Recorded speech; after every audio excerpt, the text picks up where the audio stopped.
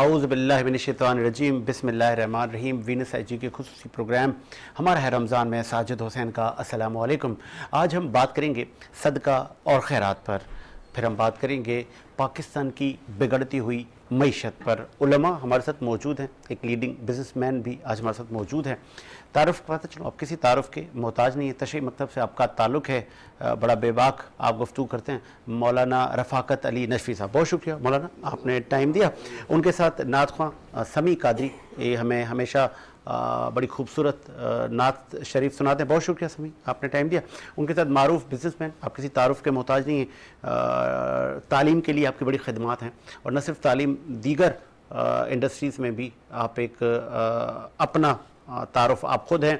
आप IHIR के भी आप CEO हैं, रिहेबिलिटेशन सेंटर है, और भी बहुत सारे शोबों से आपकी वाबस्तगी है। आप असासा हैं इस मुल्क का, जनाब रज़ाक परदेसी साहब, बहुत शुक्रिया सर, आपने भी टाइम दिया। अब्दुल रज़ाक परदेसी साहब, उनके साथ अहले सुन्नत की आप जाने, बड़ा धीमा और बड़ा ठहर ठहर के गुफ्तगू करते हैं, धीमे अंदाज़ और मीठे अंदाज से आप नबी करीम सल्लल्लाहु अलैहि वसल्लम की शान भी बयान करते हैं, हमेशा नज़र आते हैं। अहले सुन्नत का आप मौक़िफ़ देते हैं। मौलाना शौकत हुसैन सियालवी साहब, आपका भी शुक्रिया, आपने टाइम दिया।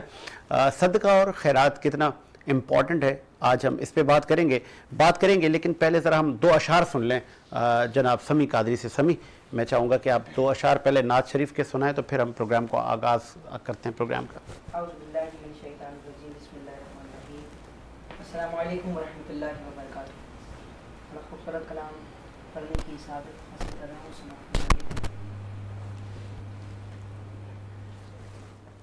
मेरी किस्मत जगाने को, मेरी किस्मत जगाने को नबी का नाम काफी है। मेरी किस्मत जगाने को नबी का नाम काफी है। मेरी किस्मत जगाने को नबी का नाम काफी है। मुकद्दर आज़माने को नबी का नाम काफी है। मुकद्दर आज़माने को नबी का नाम काफी है। जो पूछा कमली वाले ने, कहा सिद्दीक़ अकबर ने। जो पूछा कमली वाले ने, कहा सिद्दीक़ अकबर ने। मेरे सारे घराने को नबी का नाम काफी है। मेरे सारे घराने को नबी का नाम काफी है। शेर समझ फरमाइएगा, बड़ा खूबसूरत शेर है। हाँ, अचानक या नबी कह कर कब्र में जो उठ बैठा। अचानक या नबी कह कर कब्र में जो उठ बैठा। फरिश्तों ने कहा सो जा, नबी का नाम काफी है।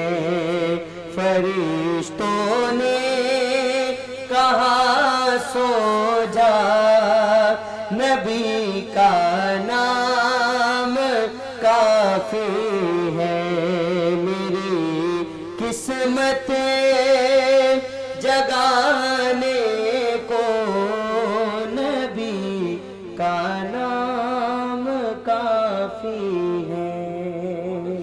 سبحان اللہ، ماشاءاللہ۔ اور مولانا رفاقت علی صاحب، صدقہ اور خیرات کتنا امپورٹنٹ ہے، اور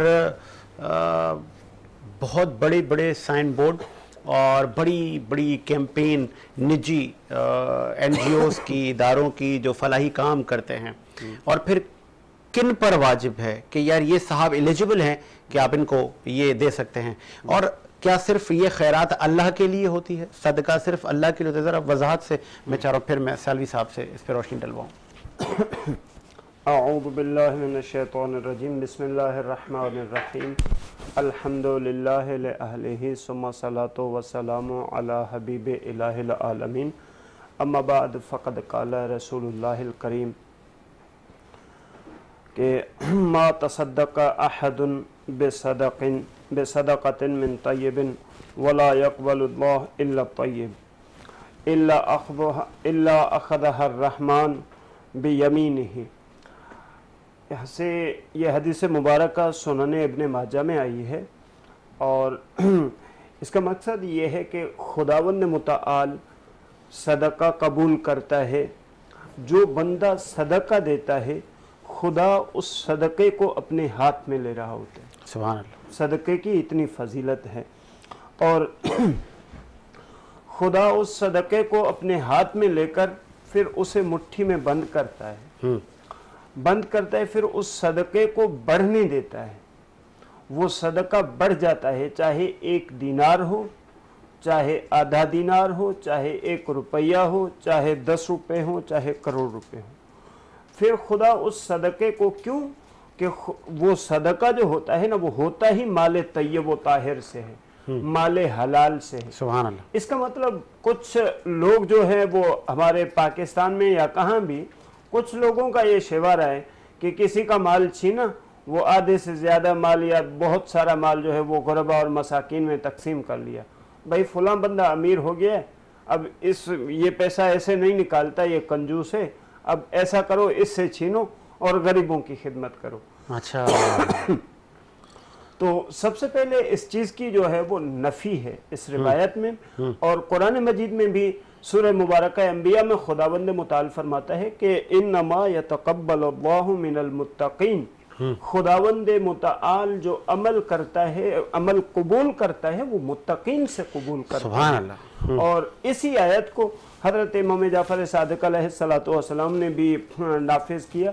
جب آپ کو پتہ چلا کہ ایک بندہ ہے جو چوری کرتا ہے اور آپ کا شیعہ کہتا ہے اپنے آپ کو، تو ایک بار امام علیہ السلام بازار سے جا رہے تھے، تو لوگوں نے بتایا مولا یہ ہے بندہ۔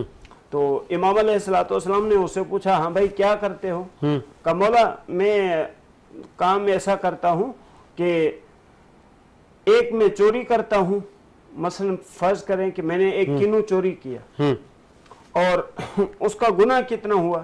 1 گناہ، اور وہی میں نے کنو اگلے کو دیا تو اس کا اجر کتنا ہوا؟ قرآن کہتا ہے من جاء بالحسنۃ فلہ عشر امثالھا، جو 1 نیکی کرے گا اسے 10 نیکیوں کا ثواب ملے گا۔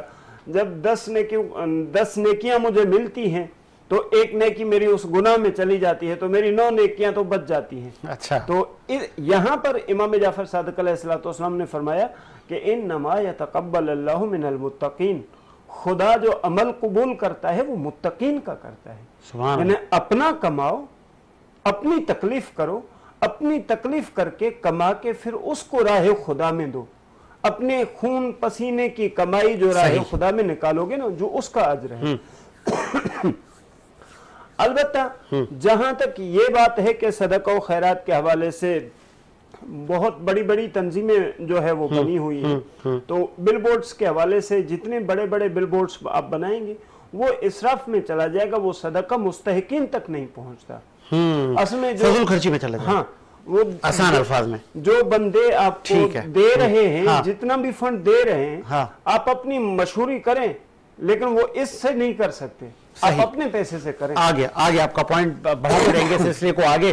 سیالوی صاحب، ذاتی تشہیر پر لوگ زیادہ فوکس کرتے ہیں نہ کہ کسی غریب و غربا کے زیادہ کام آیا جا سکے. اس پہ میں چاہوں گا کہ ٹیک دیں کیونکہ آج کل اس کا بڑا فقدان ہے, ذاتی مارکیٹنگ. نحمدہ ونصلی علی رسولہ الکریم. بسم اللہ الرحمن الرحیم. لن تنالوا البر حتى تنفقوا مما تحبون. صدق اللہ العظیم. صلاة و سلاما علیک یا سیدی یا رسول اللہ.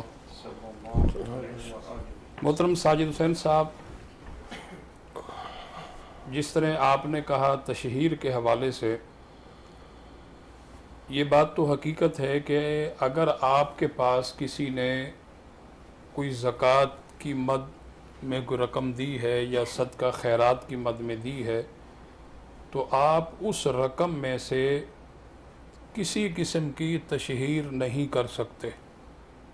اگر آپ اس رقم کو تشہیر کی مد میں استعمال کریں گے تو ایک ایک پائی کا آپ کو حساب دینا ہوگا.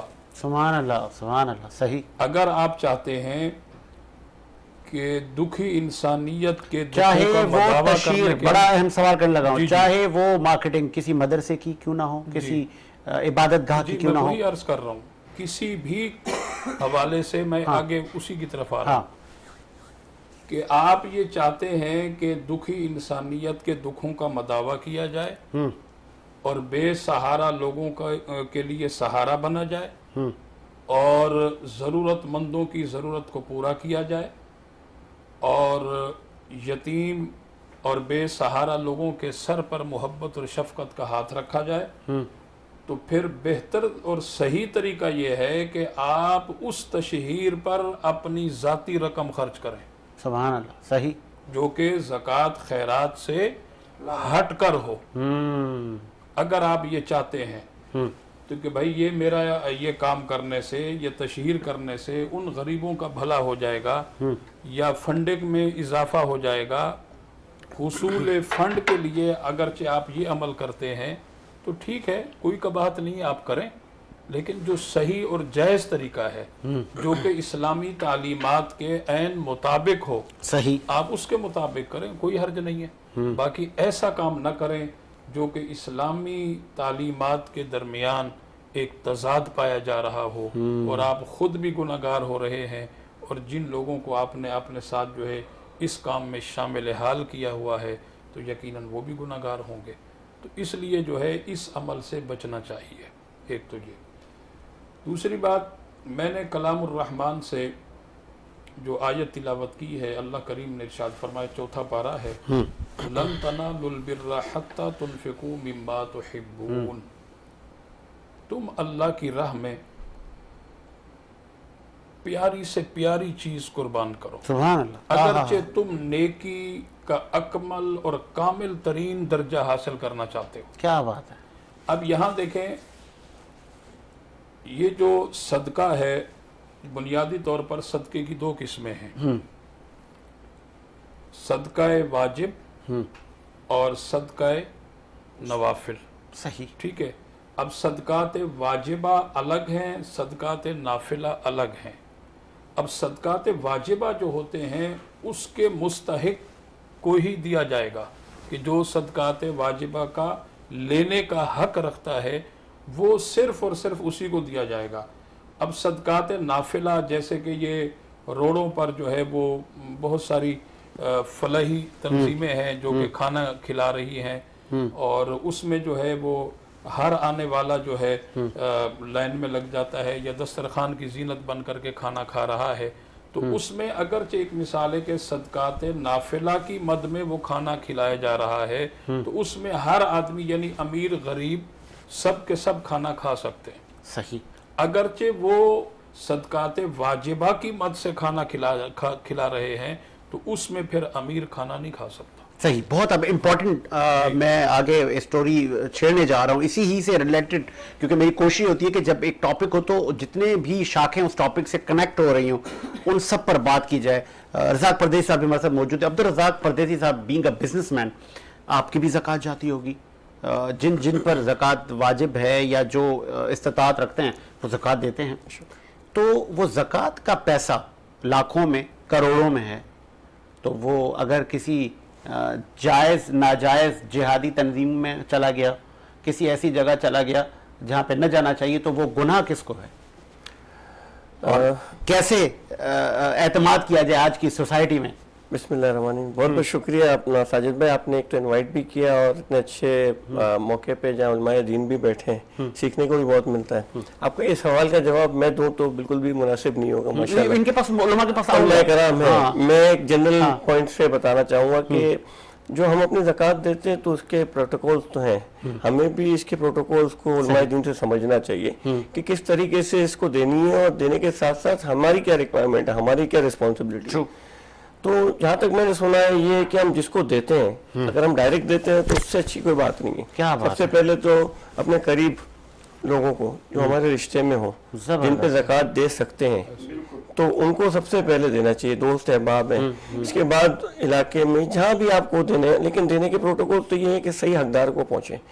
تو ایک تو یہ، دوسرا یہ کہ کسی ادارے کو دیتے ہیں تو ادارے کے اوپر پھر رسپانسبلٹی آ جاتی ہے. آپ اس ادارے پہ وہ ٹرسٹ کرتے ہو کہ وہ میری زکوٰۃ کا یا کسی اور یہاں سے آپ بری ذمہ ہو جاتے ہیں، یار آپ ادارہ جواب دیں. جہاں تک میں نے پڑھا ہے، سمجھا ہے، سنا ہے، اس کا مطلب یہ کہ آپ نے اگر سمجھا کہ ایک ادارے کو دیا، اس سیلانی کو فار ایگزامپل دیا، تو سیلانی کی رسپانسبلٹی ہو جاتی ہے کہ وہ اس کو صحیح جگہ لگائے اور اسی سال کے اندر ہماری زکوٰۃ دی. یہ نہ ہو کہ جمع کر کے بیٹھے ہوں 2 سال تک، تو وہ بھی صحیح نہیں. مجھے یہ بھی بتائیے گا، اس سے پہلے علماء سے میں نے ذاتی مارکیٹنگ اور تشہیر کی بات کی کہ حکمرانوں کا بھی یہ حال ہے کہ وہ جب راشن بیگ بانٹتے ہیں تو اس میں ان کی تصاویر، پھر تصاویر پر سیاست ہوتی ہے. پھر جب ہم این جی اوز آتے تو ابزار المبارک یا اس طرح کے جب معاملات مہینے آتے ہیں سال میں، تو بڑی بڑی اس کی مارکیٹنگ پر اربوں روپے کروڑوں روپے خرچ ہوتے ہیں. تو کیا یہ درست ہے؟ لیکن میں اکثر یہ دیکھتا ہوں، ابھی بیچ میں میں شارع فیصل پہ تھا تو وہ بہت بڑا بل بورڈ، اب میں خود مارکیٹنگ اپنی کمپنی کی یا کسی چیز کی کراتا ہوں، تو ایک عام علاقے کے اندر ایک بل بورڈ لگانا 4-5 لاکھ روپے کا، شارع فیصل 10 سے 15 لاکھ روپے. تو میں نے سوچا یار یہاں یہ جو ادارہ ہے، اب اس کے جو ادارے کے چیئرمین، سی ای او یا جو بھی فاؤنڈر ہیں، ان کو بھی میں جانتا ہوں سب کو. تو میں سوچتا ہوں کہ زیادہ تر ادارے جتنے بھی ہیں، یعنی آپ کسی بھی ایڈی کو لے لیں، آپ اور کسی بھی ادارے کو لے لیں، ان کسی بھی ادارے کے بانی کا خود کا کوئی بزنس نہیں ہے. بتائیں. یعنی ان کا کوئی ارننگ پوائنٹ آف ویو نہیں. میں تو خود اس فیلڈ میں ہوں نا، میں ایسے بچوں پہ کام کرتا ہوں جو ذہنی اور جسمانی معذور ہوتے ہیں، میرا بھی ایک این جی او ہے. تو میرا تو دن رات کا ان لوگوں کے ساتھ اب یہ لوگ آیا اپنا انکم کا ذریعہ کیا ہے ان کا، اور اتنے ماشاءاللہ بڑی بڑی گاڑیاں ان کے آگے پیچھے گارڈ گھوم رہے ہوتے، تو کبھی کبھی سوچ میں آتا ہے کہ اتنے بل بورڈ ایک ادارہ لگاتا ہے، جیسے ایک ہاسپٹل کا میں نام نہیں لوں گا، اگر وہ ہاسپٹل اپنے مارکیٹنگ کے لیے 15 لاکھ کا بل بورڈ لگاتی ہے، اس کا مطلب ہے سال کے 2 کروڑ روپے کا تو ایک بل بورڈ پہ چلا گیا. اور پورے کراچی کے اندر میں نے کئی 10 15 20 50 تو بل بورڈ دیکھے ہوں گے. یعنی آپ بولیں کہ آپ سال کے 30-40 کروڑ روپے آپ خالی بل بورڈ پہ خرچہ کرتے ہیں، تو یہ پیسہ کس کا ہے اور کیسے لگ رہا ہے اور کیوں لگ رہا ہے؟ یہ ایک بہت بڑا سوال ہے، بہت بڑا سوال ہے. تو یہ اکاؤنٹیبلٹی کون کرے گا؟ ان کی اکاؤنٹیبلٹی کوئی نہیں کر سکتا. اچھا. کیونکہ ان کے خود کے ٹرسٹ ہوتے ہیں، میرے خیال میں جو ٹرسٹیز کی رسپانسبلٹی ہے اس چیز کو دیکھنا. پھر ان کے پاس شریعہ کمپلائنس ہوتی ہے، تو جب شریعہ ایڈوائزر ہوگا تو شریعہ ایڈوائزر کسی نہ کسی فارمیٹ میں ان کو ایڈوائز دیتا ہوگا یا اپروو کرتا ہوگا. اب یہاں پہ ایک سوال بنتا ہے، جہاں ہم تنقید کرتے ہیں تو ہم خود کو بھی ہر جگہ پیش کرتے ہیں. آپ کا ذریعہ معاش کیا ہے؟ آپ کے ریہیبلیٹیشن سینٹر ہیں، آپ بھی فلاحی کاموں میں پیش ہوتے ہیں، تو آپ کیسے کر لیتے ہیں؟ دیکھیں حضرت، میں نے پوری زندگی بزنس کیا ہے. 16 سال کی عمر سے میں بزنس میں، ہماری فیملی بزنس سے، میرا افریقہ میں بزنس ہے، پاکستان میں بھی ہے، اور ہماری فیملی تقریباً کم و بیش 70-80 سال سے زیادہ بزنس کے اندر ہی رہی ہے، ہماری انڈسٹریز بھی. تو جب میں نے یہ کام شروع کیا تھا تو میری ایک مشن تھا کہ میں ایسے بچوں کے لیے کام کروں. تو ان بچوں کے لیے جب کام کرنے کے لیے میں نے شروع کیا تو اپنی جیب کے حساب سے ہی چلنا پڑتا کہ جتنا ہم نکال سکتے ہیں اس سے کام شروع کر دیا. جیسے مجھے ان کی بات بہت اچھی طرح یاد ہے، کسی نے سیلانی کی مثال دی تھی کہ بشیر فاروقی صاحب نے جب کام شروع کیا تھا کھانا کھلانے کا، تو انہوں نے 2 دیگوں سے کام شروع کیا.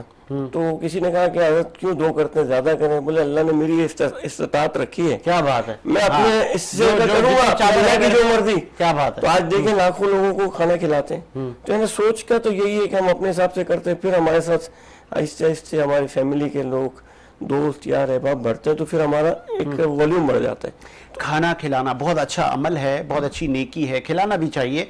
फिर एक फार्मूला भी सेट हुआ हुआ है, जब हम पूछते हैं इन हजरात से तो वो जस्टिफिकेशन देते हैं। बींगा मैं करंट अफेयर का जब प्रोग्राम करता हूँ तो वो कहते हैं कि जो हम खाना खिलाते हैं एक गरीब आदमी का वो 15-20 हज़ार रुपये सेव होता है, तो फिर वो इससे उसकी हम भलाई कर रहे हैं। तो इससे एक आदमी में लेजीपन, फिर वो कमाएगा क्यों? उसको पता है छोड़ें जी, बेगम को बोलो चल खाना बाहर चल के खाएंगे। वो हम आसान अल्फाज में हार्ड आराम नहीं बना रहे लोगों को। बिल्कुल सही बात है। देखिए सोचने के बहुत सारे तरीके हैं और सोसाइटी के अंदर लोग हर किस्म के मिलेंगे आपको। सही। अब मैं इसी बात पे आ रहा हूँ कि कुछ दिनों पहले ही रमज़ान से पहले और एक बाकायदा एक सिस्टम होता है ना कि पैकेज देना होता है। मैं अगर शहीद मिलत रोड पे ब्रिज के नीचे माशाल्लाह काफ़ी इदारे हैं, वहाँ पे एक इदारा लाइन लगा के लोगों को पूरे पैकेट दे रहा था 10-10 किलो के आटे की, और उसके पूरा बना हुआ बंडल था। मैं सोच रहा था कि इतनी बीच सड़क पे तमाशा बनाना यानी उन लोगों का। अब देखिए यहाँ पे कोई ऐसी फैमिली से नहीं आ सकता जो मिडिल क्लास हो, ऐसे लोगों जो वाकई हकदार हो। लोग आते हैं वो भी हकदार होंगे क्या कहते हैं, लेकिन जिस तरह लाइन लगी हुई थी और खिंचातानी थी, और एक आदमी आप सोच लें एक आदमी ऐसा भी होगा जिसके घर के अंदर एक बड़ी उम्र का आदमी होगा जिसको अपने बच्चों के लिए कुछ करना हो। क्या अब वो आदमी रोड के बीच में आके इतने बड़े बैग कैसे उठा के अपने घर कैसे लेके जाएगा? तो हमें अपने सिस्टम को सुधारना पड़ेगा। जो देने वाले हैं उनको भी ये चीज़ें सोचनी पड़ेंगी। बहुत से इदारे होम डिलीवरी भी देते हैं, लेकिन ये तमाशा नहीं होना चाहिए। तमाशा नहीं होना चाहिए। बहुत खूबसूरत बात की आपने। उज़ैर से हम 2 अशार सुनेंगे। उज़ैर टाइम बहुत कम होता है, नात शरीफ के 2 अशार हमें सुनाएं तो फिर हम उलमा के पास आते हैं। पहले तो तमाम सामईन को अस्सलाम वालेकुम व रहमतुल्लाहि व बरकातुहू। बहुत ही खूबसूरत कलाम, उसी के 2 अशार। मैं चुप खड़ा हुआ हूँ दरबारे मुस्तफा में, मैं चुप खड़ा हुआ हूँ दरबारे मुस्तफा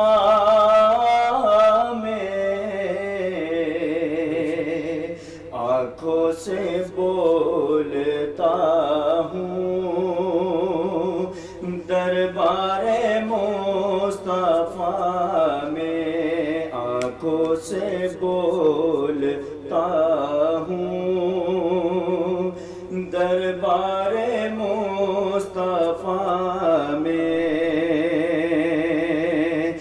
मेरा वजूद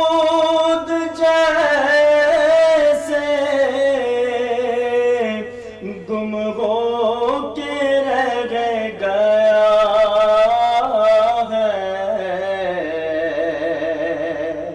मेरा वजूद जैसे गुम हो के रह गया है, खुद से बिछड़ गया दरबारे मुस्तफा में, खुद से बिछड़ गया हूँ दरबारे मुस्तफा में। आंसू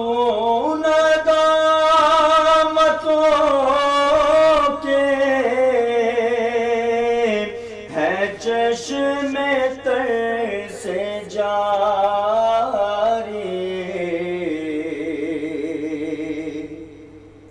आंसू नदामतों के है चश्मे तर से जारी, छुप छुप के रो रहा हूँ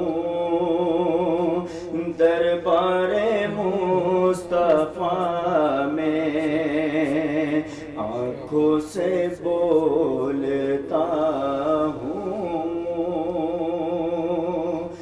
दरबारे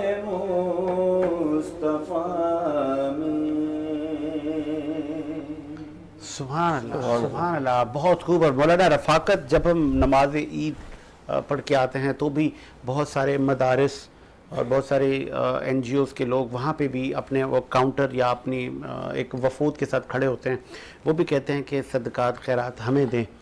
तो बहुत सारे लोगों के लिए वो अननोन होते हैं। हमें कैसे पता, लोगों को कैसे पता कि जो मैं यहाँ पे 10 रुपए भी दे रहा हूँ वो जायज़ खर्च होंगे या कि उनका गलत इस्तेमाल होगा? बिस्मिल्लाहिर्रहमानिर्रहीम। जहाँ तक इन बातों का ताल्लुक है, सदक़े के लिए जो आपका वाजिब सदका है उसके लिए ज़रूरी है, वाजिब ऐनी है कि आपको यकीन हो, इल्मुल यकीन, ऐनुल यकीन, हक़्क़ुल यकीन, आपको यहाँ तक यकीन हो कि ये मुस्तहक हैं या ये यकीनन मुस्तहकों पे खर्च करते हैं। सही, यानी 3 चीजें हों आपके पास, इल्मुल यकीन, ऐनुल यकीन, हक़्क़ुल यकीन। सही, जो वाजिब सदका है उसमें, ठीक है, उसके बाद उनको वाजिब सदका दे सकते हैं। अम्मा जिन पर यकीन नहीं है आप ना दें। नबी करीम सल्लल्लाहु अलैहि वसल्लम के क्या इरशादात हैं, उन्होंने क्या फरमाया कि किन किन सूरतों और कैसे दिया, क्योंकि हमारा दीन कंप्लीट ज़ाब्ते। जी जी, ये सूरतें निकाल के बता रहा हूँ। अम्मा जो मुस्तहब सदका है उसमें कोई इश्काल नहीं, उसमें आप मुस्तहब सदके का मतलब ये जो वाजिब सदका होता है वो तो मुअय्यन होता है ना। मुस्तहब सदका आप 100, 50, 10 रुपए देने में, इतने में कोई हर्ज नहीं। यानी इतना माल जो उनकी इसको कोई फर्क ना पड़ता हो आपकी जेब से निकलने से, तो वो उस मुस्तहब सदके के हवाले से दे सकते हैं। बाकी जो वाजिब सदका है वो बेऐन ही आपको मुस्तहक देखना पड़ेगा, और बेहतर ये है कि आप अपने हाथ से सदका दें, मुस्तहक के हाथ में देना है आपने। लेट्स सपोज ज़कात, जी जी भाई सालाना है ना, अच्छा मैं किसको जाके दूं यार, मैं किसी फैलानी है ना, मोतबर नाम है, एतमाद के काबिल हैं, हम उनको दे देते हैं। उसमें हमारे यहाँ शर्त ये है कि बंदा ऐसा हो, मुस्तहक भी हो, हाँ। लेकिन खुल्लम खुल्ला गुनाह ने कबीरा न करता हो। अच्छा, हाँ, आदिल से मुराद ये है कि वाजिबात को अंजाम दे, मुहर्रमात से बचे। मुहर्रमात में बहुत सारी चीजें हैं, 72 गुनाह ने कबीरा ऐसे हैं जिन पर खुदावंद मुतआल ने इंसान को वईद दी है जहन्नुम की। उनमें से कोई एक गुनाह न करता हो, जैसे चोरी हो गई, गीबत हो गई, और इस तरीके से डकैती हो गई, या इस तरीके से दूसरे काम हैं जो किसी का हक खाना। एक मेरी बात ऐसी जहन में आ गई, ये प्रोग्राम का हिस्सा तो नहीं है लेकिन अहले इल्म यहाँ मौजूद हैं।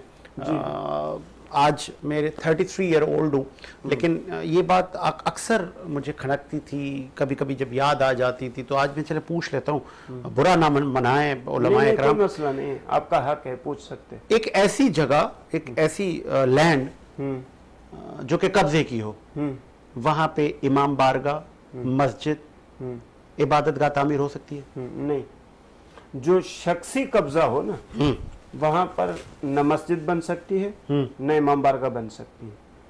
मसलन प्लाट साजिद भाई का है, अब मौलाना रिफाकत अली नजफी साहब आए, उन्होंने कब्जा करके इमाम बारगाह बना ली, अलम उठा लिया, हाँ। आके लगा लिया, हाँ। और बना दिया।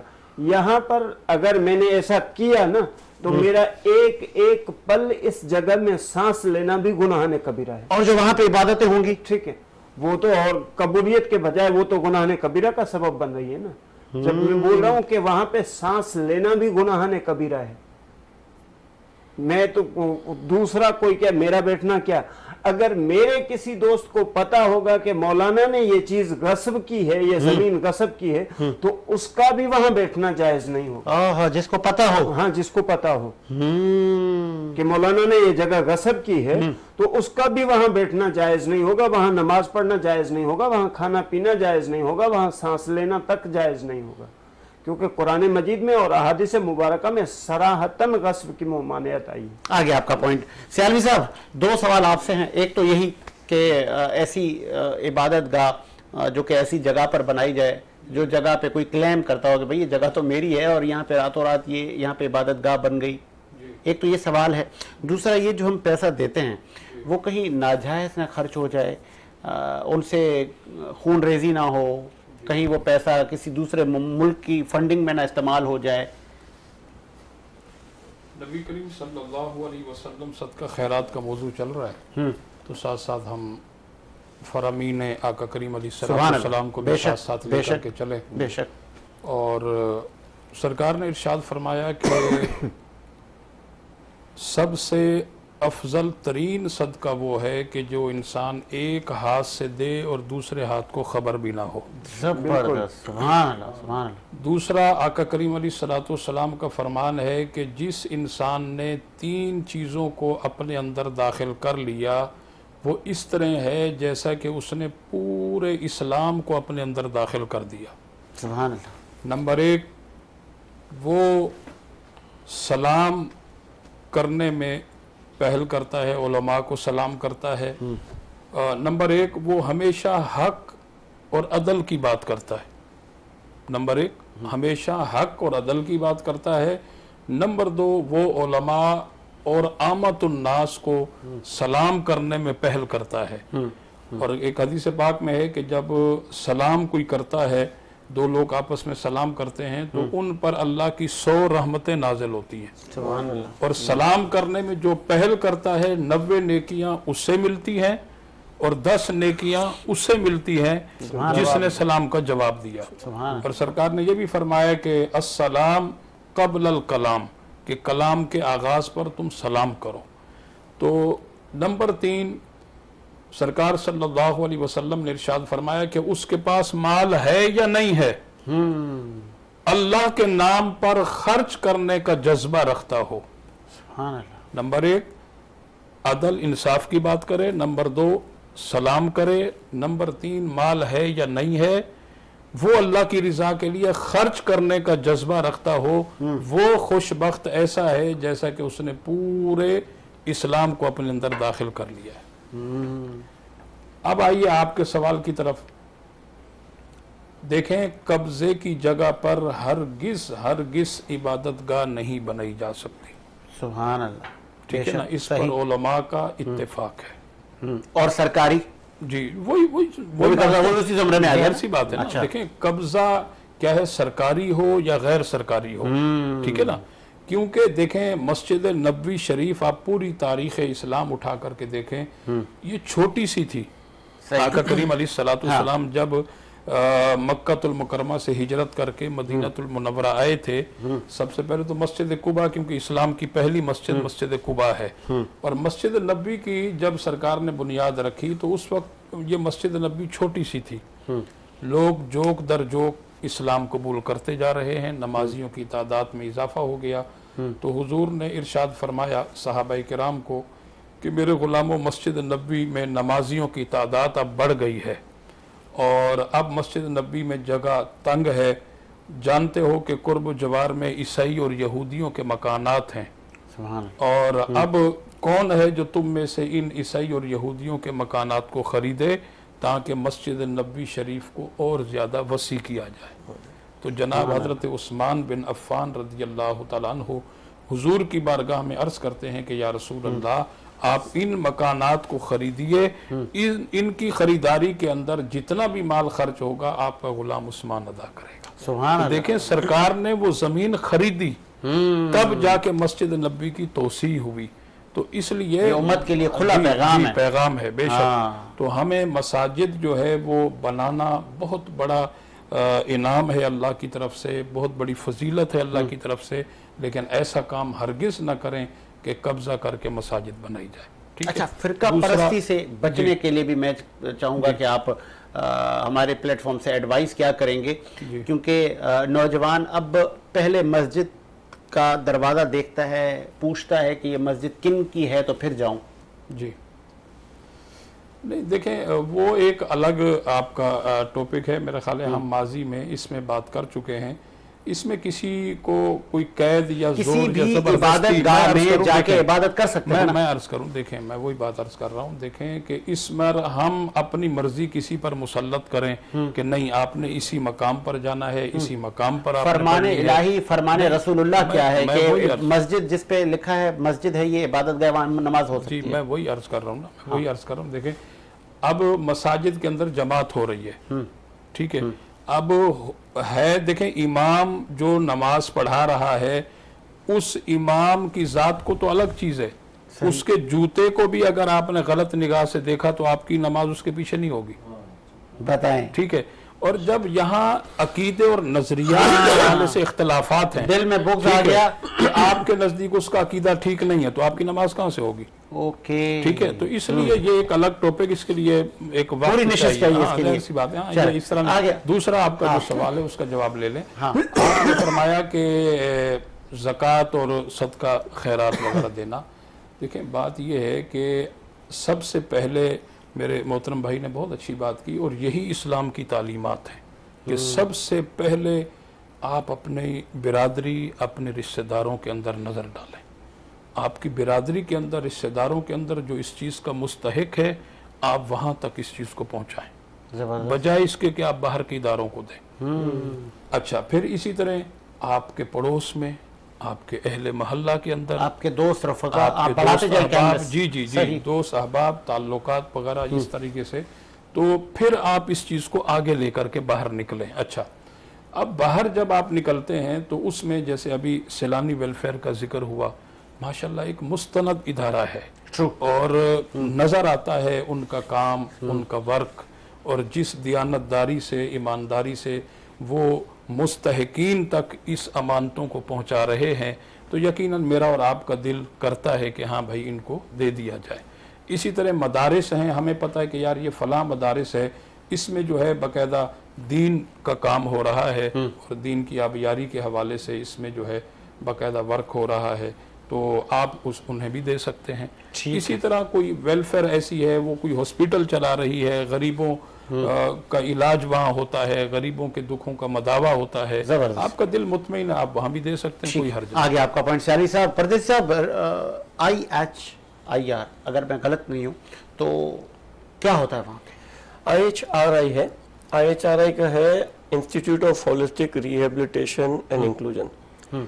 ये तकरीबन 4 साल पहले ये इदारा मैंने स्टार्ट किया था। ये मैं पाकिस्तान से बाहर रहता था, अफ्रीका में। सही। तो वहाँ भी ऐसा एक इदारा मैंने खोला है, और उसको भी 6-7 साल हो गए। तो ये उन बच्चों और बड़ों पे काम करता है जिनकी जहनी और जिस्मानी माजूरी है। पाकिस्तान के अंदर ख़ास तौर पे बहुत ही कम इस पे काम हुआ है माजी के अंदर।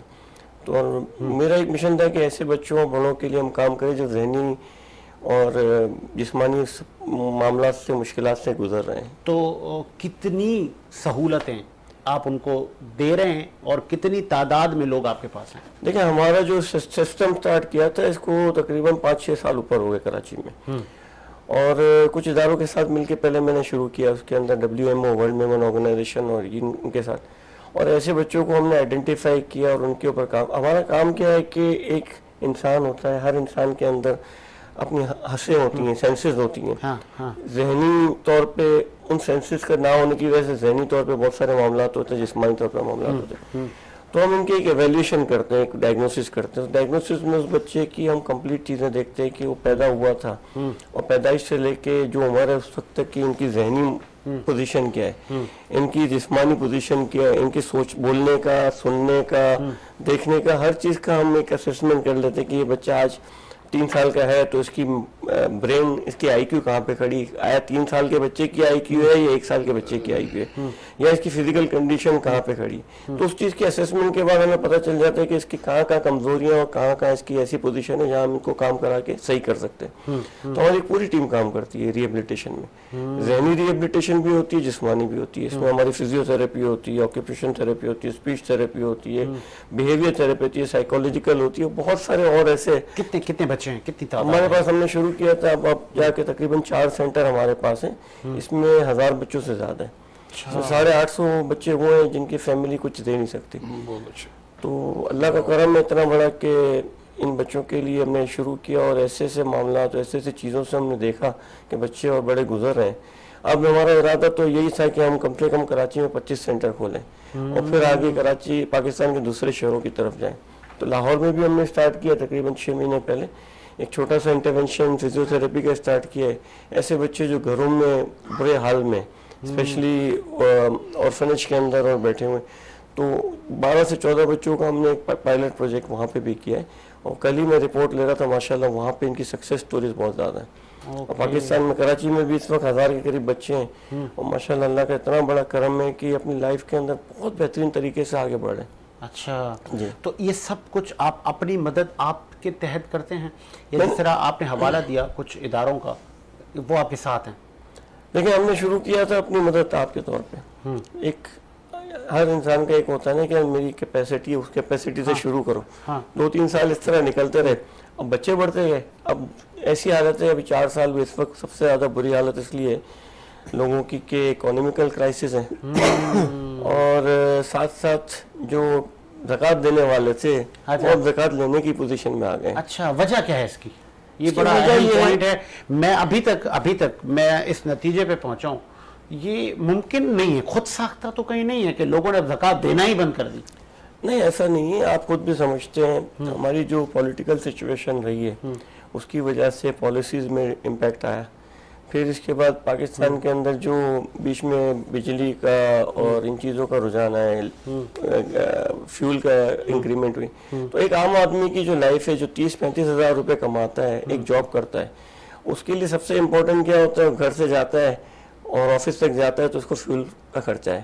آپ ایک آدمی کا ایک دن کا 1 لیٹر بھی آپ پکڑ لیں 300 روپے کا لیٹر ہے. آپ مہینے کے 25 دن کا بات کر لیں تو تقریباً 7,500 روپے کا تو آپ کا پیٹرول چلے جاتا ہے. پھر بجلی کے بل اس سال کے الیکٹرک نے 3 گنا کر دیے, تقریباً 2 گنا تو ہے ہی ہے. اب ایک عام آدمی کے گھر کے اندر کم و بیش بھی 10,000 روپے 7,000 روپے کا تو ہمارا بل آتا ہے. تو 35,000 کی سیلری کے اندر اس نے 15,000 روپے تو یہی نکال دیے. اب بچوں کی اسکول ہے, اگر ایک آدمی ہے اس کے 2-3 بچے ہیں تو بہت سستی بھی اسکول اگر لے گا 2,000 سے 3,000 روپے کی. بالکل 3 بچے ہیں تو 10,000 روپے تو اسکول کے یونیفارم یہ فلاں 10-15,000 ایسے چلے جائیں گے. آپ کے گھر کے اندر کھانے کے لیے آپ راشن تو لیں گے نا. یعنی 30-35 ہزار جو کمانے والے ہیں, 50,000 روپے میں کہتا ہوں کمانے والا آج زکوٰۃ کا مستحق ہو گیا, کیونکہ ان کی کنڈیشن ہی نہیں ہو. اور کرائے کے گھر میں رہتا تو بیچارہ گیا کام سے. تو ہر آدمی تو اپنا گھر نہیں رکھتا نا. تو گورنمنٹ کے طور پہ گورنمنٹ کی پالیسیز کا بہت بڑا اس میں رول ہے. جو ہمارے پولیٹیکل لیڈرشپ ہے ان کی غلطیوں کی وجہ سے عوام پریشان ہوتی ہے, کیونکہ ان کی پالیسیز ہوتی ہیں تو اس پہ امپلیمنٹیشن نہیں ہے. تو آپ اس میں بزنس کمیونٹی کا قصور نہیں ہے کہ نسل در نسل ایک سلسلہ ہے تجارت کا, کاروبار کا, لیکن وہ انتظامی امور لینے کو تیار نہیں ہے. لیکن سر پوری زندگی میں نے باہر نکالی ہے زیادہ تر یہاں کے چھوٹے چھوٹے ملکوں میں گیا ہوں. ہر ملک میں لوگوں کے لیے گورنمنٹ کام کرتی ہے, بزنس والے اپنا کام ضرور کرتے ہیں. یہی لوگ لائک یو آپ آ جائیں, آپ بن جائیں ممبر نیشنل اسمبلی بن جائیں, آپ منسٹری لے لیں, آپ بیوروکریٹ بن جائیں, کم از کم وہ جو انتظامی امور ہیں وہ آپ کے ہاتھ میں ہوں گے. کم از کم ایک کانسٹیٹوئنسی اسی طرح آہستہ ایسے لوگ آئیں. لیکن اس طرح بہت لوگوں نے سوچا, لیکن آپ پچھلے الیکشن میں دیکھ لیں تو ایسی چیز کے اندر پھر شریف آدمی آنے میں ڈرتا ہے.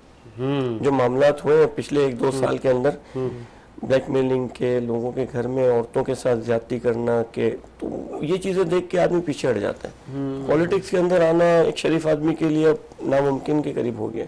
اچھے لوگ ہیں جو آنا چاہتے ہیں, آتے بھی ہیں, لیکن بڑا مشکل کام ہے. پھر کیا میسج دیں گے ایسی مایوس کن صورتحال میں؟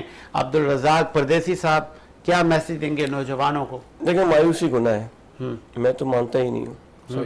ہم سمجھتے ہیں کہ ہر ہم تو مسلمان ہیں نا, ہماری تو پہلے رات آتی ہے پھر دن آتا ہے, یعنی اندھیرے کے بعد اللہ روشنی دیتا ہے ہمارے لیے. تو ہر دن امید کی کرن تو چلتی ہے ہماری. ہمیں یقین ہے اللہ کی ذات پہ اور ہمارا وقت بھی اچھا ہوگا. ہم سب ایک ہیں, سب مل کے کام کریں گے. ڈفرینسز اپنی جگہ ہوتے ہیں, غلطیاں انسان سے ہوتی ہیں, لیکن ہماری یہ ہے کہ ہمیں چوائس صحیح رکھنی پڑے گی, اچھے لوگوں کو آگے بڑھانا پڑے گا. ناف ہو سکے تو ہم اپنے علاقے اپنے حصے کی کام کر لیں. اپنے جیسے ابھی زکوٰۃ کے مد میں بات کر رہے ہیں, سپورٹ کے مد میں کر رہے ہیں, تو اپنے سرکل کے اندر لوگوں کو آپ اوپر کریں زبردست, تو سب ہو جائے گا انشاءاللہ. میں نے ایک اسکول سٹارٹ کی تھی اسی سوچ کے ساتھ کہ یار 100 بچوں کو پڑھاؤں گا, ان کو زندگی کے دین بھی سکھاؤں گا, دنیا بھی سکھاؤں گا, اور ان کو مورلس بھی سکھاؤں گا. آج اسی اسکول میں 900 بچے ہو گئے میرے پاس. تو 900 گھروں کو انشاءاللہ میں اپنے حساب سے سیٹ کرنے کی کوشش کر رہا ہوں. اب وہ 900 کے 9,000 اللہ کرا دے, 100 مانگ رہے تھے 1,000 کر دی اللہ نے, بتائیں. تو انشاءاللہ وہ 10,000 بھی ہوں گے. نیت صاف منزل آسان. آتے ہیں مولانا رفاقت کے پاس. مولانا کیونکہ اب آخری کے 7 मिनट हैं, मैं चाहूँगा ये मैं आप में और सैलवी साहब में इनको तकसीम कर दूँ। मुझे ये बताइएगा कि उम्मत को जोड़ने के लिए उलमाए इकराम बड़ी काविशें और कोशिशें करते हैं। जब आप स्टडी करें तो 90% अकायद सेम हैं एज पर माई स्टडी, और जो ओवरऑल जो बड़े बड़े स्कॉलर हैं जिन्होंने स्टडी किया है, तमाम मकातिब फ़िक्र 90% यकजा हैं। 10% को ख़त्म करने के लिए क्या किरदार अदा करना चाहिए? सही। बिस्मिल्लाहिर्रहमानिर्रहीम। हर चीज़ के साइड इफ़ेक्ट्स को तोड़ने के लिए एक काम किया जाता है, उस चीज़ को नहीं तोड़ा जाता, उस चीज़ के साइड इफ़ेक्ट्स को तोड़ा जाता है। तो इसलिए हमें आपस में दुश्मन को ख़त्म नहीं करना होता। अच्छा, एक बहुत बड़ा मैसेज है, हमने दुश्मन को ख़त्म नहीं करना होता, दुश्मनी ख़त्म करनी होती है। ज़बरदस्त। वो दुश्मन के अंदर जो सिफत पाई जाती है ना, हाँ। वो दुश्मनी ख़त्म करनी होती है। इस तरीके से अगर भाइयों के दरमियान इख्तलाफ हो जाए तो भाई को ख़त्म नहीं करना, उस इख्तलाफ को ख़त्म करना। हाँ, उस इख्तलाफ को ख़त्म करना है। गलत फहमियाँ थी, चली गई, 90% में चली गई। पहले तो 50-40% से बढ़कर गलत फहमियाँ थी ना, अब तो 90 तक आ गए। हाँ, अब तो 90 तक आ गए हैं ना। हाँ। तो अब 90% क्लियर हो गए हैं जब हम, तो इंशाल्लाह अल्लाह में उम्मीद है, इंशाल्लाह हम आगे भी क्लियर हो जाएंगे और इंशाल्लाह हम अमन का गहवारा बनेंगे। हमें अल्लाह की ज़ात पर यकीन है और इस मामले में जो हमारा किरदार है, उलमा का किरदार है या उलमाए अहले तसन्नुन का किरदार है, वो काबिल दीद और काबिल तारीफ है, इसमें कोई शक नहीं। उम्मत को जोड़ने के हवाले से जो ये 2-3 प्रोग्राम होते हैं हर साल में, और उसके बाद एक साथ बैठकर जो मैसेज दिया जाता है, वो एक ही मैसेज जो 10 साल पहले मैंने बात कही थी, वो यही बात थी कि भाई देखिए, इख्तिलाफ है, रसूलुल्लाह का फरमान है कि अल इख्तिलाफु फी उम्मती रहमत, मेरी उम्मत में इख्तिलाफ रहमत है। सुभान अल्लाह। वो इख्तिलाफ हम पर आके जहमत बन गया था पाकिस्तान में, ओनली इन द पाकिस्तान। बाकी अदर वर्ल्ड में आप देखेंगे वहां भी थे शिया सुन्नी, वहां कोई अच्छा, ये इंडोनेशिया, मलेशिया, दीगर कई मुस्लिम ममालिक हैं, वहाँ पे ये रंजिशें, ये सोशल मीडिया और एक दूसरे पे, वहाँ है ऐसा कुछ? सब कुछ है। अच्छा, बिल्कुल सब कुछ है, लेकिन वहां पे एक चीज है, रूल ऑफ लॉ। या our country out of rule of law. ठीक है। तो ये जो चीज है ना, ये चीज हमें भी, क्यों वहां पर अगर प्राइम मिनिस्टर साहब का बेटा अगर कोई गलत हरकत करता है ना, तो उसको भी वही सजा मिलती है। हमारे यहाँ अगर वजीर आजम का बेटा गलती करेगा ना, तो उसको सबसे पहले हाईलाइट किया जाएगा, फिर उसको खुसूसी रियायतें देकर ऊपर कर दिया आगे। आपका मैंने आधा मिनट काटा है, वो आधा मिनट में दूंगा परदेसी साहब को, फिर मैं सैलवी साहब को। आहा चीमा का एक सीन था, मैं चाहूंगा इस पे फीस माफ करने वाला गलबन आपकी ना। अब जहां ये अखलाकियात हों तो वहां पे आप अरबों रुपए के बजट आप दे देते हैं, और फिर जिनको हम देते हैं, जो इंतजामी उमूर चलाते हैं, उनका मादा ये है। साजिद मैं यही कह रहा हूँ ना, ये तो आम सी मिसाल है चीमा वाली, ये तो बहुत ज्यादा आम है, इसमें कोई ऐसी चीज नहीं है, तो एक हाईलाइट हुई है। वरना रोजमर्रा में हम छोटे छोटे यहाँ के जो इलाके के वो होते हैं लीडर, उनकी भी हम देख रहे होते हैं। यानी आपकी घर इलाके की रोड बन रही है, उसी के घर के आगे बन रही होती, पूरा इलाका नहीं बनता। ये तो आम सी बात हो गई है। इसीलिए कहता हूँ लीडरशिप सही होनी चाहिए। लीडरशिप सही होगी तो सब काम होगा, लीडरशिप के साथ टीम होनी चाहिए। बिल्कुल बिल्कुल। हमारे मुल्क के अंदर मैं एक बात बोलूँ, इतना अच्छा मुल्क है, और कराची शहर तो क्या बात है कि एक छोटी सी चीज के ऊपर अल्लाह ना करे कोई रास्ते के अंदर एक रेड़ी वाला है, उसकी गाड़ी को गलती से गाड़ी उल्टी हो गई, वो पत्थर मट्टी के वो बनाता था, तो सारे लोग खड़े हो गए, किसी ने खामोशी से 50,000 रुपए जितना माल था सारे के पैसे दे दिए। यानी ये हमारी कौम है। अब इसका एक साइड इफेक्ट हुआ कुछ टाइम के बाद। मेरे दोस्त ने बोला यार ये लोगों ने देना शुरू किया, उसको ये रास्ता मिल गया, ये रोज हर थोड़े दिन के बाद किसी अलग एरिया में जाके गिरा देते, इसको और पैसे मिल जाते। तो हमारे सब किस्म के लोग हैं। ये बड़ी आपने बात की, इंटरेस्टिंग। मैं परदेस साहब से बड़े सवाल करने थे, बड़े तल्ख सवाल करने थे, और करूंगा मैं कुछ देर बाद किसी और प्रोग्राम में। सैलवी साहब आप क्या कहेंगे? यही सवाल आपके साथ कि हम जाते जाते इस दुनिया से सबने चले जाना है, उस 10% को हम ख़त्म करने में किन किन चीज़ों पर काम करें? देखें साजिद भाई, उलमाए किराम کا माजी में भी बड़ा अजीम किरदार रहा है, हाल में भी अजीम किरदार चल रहा है और इंशाअल्लाह मुस्तकबिल में भी अजीम किरदार चलता रहेगा। अप्रिशिएट। और उलमा ने तहरीक पाकिस्तान जब शुरू हुई थी, माशाल्लाह आप भी तारीख से बड़ी दिलचस्पी रखते हैं, तो उलमाए किराम का तहरीक पाकिस्तान में बड़ा हसीन किरदार है और एक नुमाया किरदार है। उसमें माल हो जान के हवाले से और वक्त के एतबार से और जो जद्दोजहद उलमा ने की है वो यकीनन तारीख का हिस्सा है, सबके सामने है। बिल्कुल ऐसे ही है। तो ज़ाहिर सी बात है, देखें वो एक नारा लगता है कि पाकिस्तान बनाया था और पाकिस्तान बचाएंगे, तो यकीनन हम उन्हीं उलमा की औलाद और उन्हीं उलमा के नक्शे कदम पर चलने वाले, उन्हीं के मानने वाले हैं। ज़बरदस्त। हमारे आबाओ अजदाद ने इस वतन अजीज़ के बनाने में बड़ा अजीम किरदार अदा किया और अल्हम्दुलिल्लाह जब हमारे वतन अजीज़, हमारे मुल्क पर जब भी कोई ऐसा अल्लाह ना करे कोई मुश्किल वक्त आएगा तो इंशाअल्लाह हमें अपनी जान भी कुर्बान करनी पड़ी तो इस मुल्क की बका की खातिर हम अपनी जान का नजराना भी पेश करेंगे। बहुत खूबसूरत बात की मौलाना शौकत हुसैन सियालवी साहब ने, और ये होना चाहिए जज्बा, और ये हमने 65 से लेके आज तक हम ये जज्बा देख रहे हैं अपने मुल्क से मोहब्बत का। परदेसी साहब ने मिसाल दी, ये तो ऐसा मुल्क है कि अगर किसी गरीब आदमी से कुछ नुकसान हो जाए तो वो वहीं पे अवाम ही उसका काम कर देती है, चलें यार आपका नुकसान हो गया है ये आप भर दें। और मैं इससे क्योंकि मैं भी कई कंट्रीज़ में गया, मैं इसको ऐसे देखता हूँ कि ये वो मुल्क है कि हम एक अनजान आदमी को भी बोलते हैं आएँ आप खाना खाएं, आप चाय पिएं, आपको क्या खाना है, आपको कुछ चाहिए, हम उसको गिफ्ट दे देते हैं, ये लें जी, तो फिर तोहफ़े दे देते हैं, न जान न पहचान। बाकी जगह ऐसा नहीं है सर, बाकी जगह पे ये चीज़ें आपको नहीं मिलेंगी। ये तो वो लोग हैं कि बस वो एक बार मुलाकात हो गई तो दूसरी बार आप देखेंगे वो किसी दावत में आपको नज़र आएंगे। हम देने वाले लोग हैं और अल्लाह पाक हमें ऐसे ही देने वाला बनाए। मुझे साजिद हुसैन को इजाज़त दीजिए, मुलाकात होगी कल इसी टाइम। अल्लाह हाफ़िज़।